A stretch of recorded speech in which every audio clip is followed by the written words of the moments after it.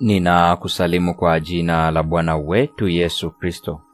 Karibu katika mfululizo wa masomo ya kesha la asubuhi, na leo ikiwa ni Septemba 22 mwaka 2023. Tuombe. Mtakatifu Baba yetu na Mungu wetu uliye mbinguni, ninasema asante kwa ajili ya asubuhi hii ya leo iliyo njema. Ninakushukuru kwa sababu ya upendo wako na rehema yako maishani mwetu.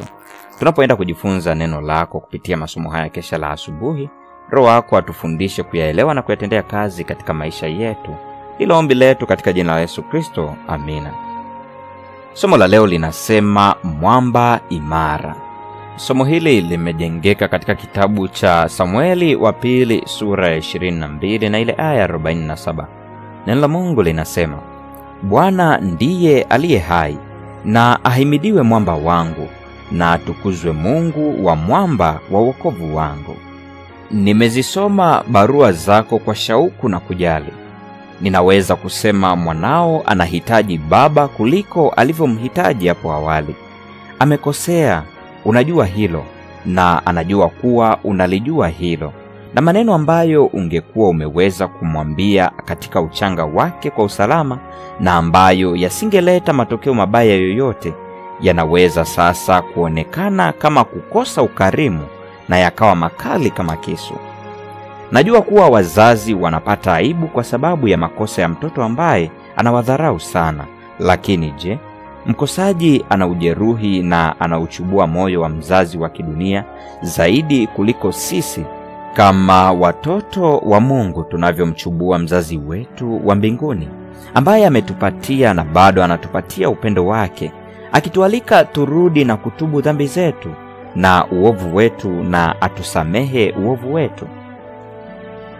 Usiwache upendo wako wa kwanza sasa. Upendo ule wa kujali kule vinahitajika leo zaidi kuliko wakati mwingine wowote ule.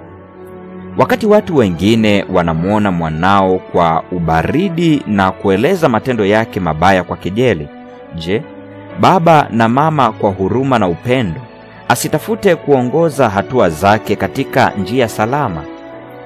Sijui aina ya dhambi za mwanao, lakini niko salama nikisema, bila kujali aina ya dhambi alizo nazo, hebu kusiwepo maoni yanayotoka katika midomo ya kibinadamu. Hakuna shinikizo kutoka katika matendo ya kibinadamu ya wale wanaofikiri wanatenda haki kukuongoza kufuata njia ambayo inaweza kutafsiriwa na mwanao kuwa unajisikia kuumizwa sana na kuaibishwa sana kiasi ambacho huwezi kumwamini tena na kusahau makosa yake. Usiruhusu kitu chochote kikufanye upoteze tumaini. Usiruhusu kitu chochote kiondoe upendo wako na huruma yako kwa mkosaji. Anakuhitaji na anataka baba na mama wamsaidie kuopolea kutoka katika mitego ya shetani.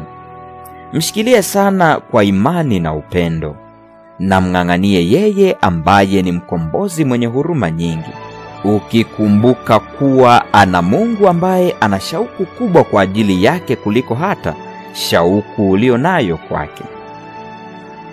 Usizungumzie kukata tamaa na kutokuwa na tumaini.